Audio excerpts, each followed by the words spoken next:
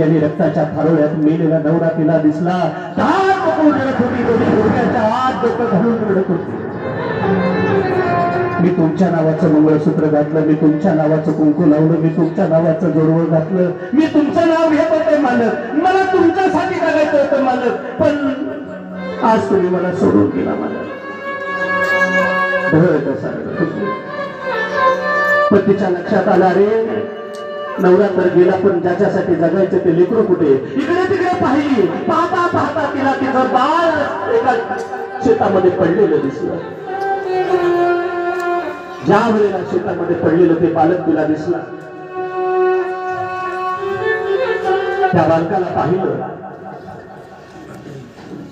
आवाज दिला, दादा उठ, दादा दादा.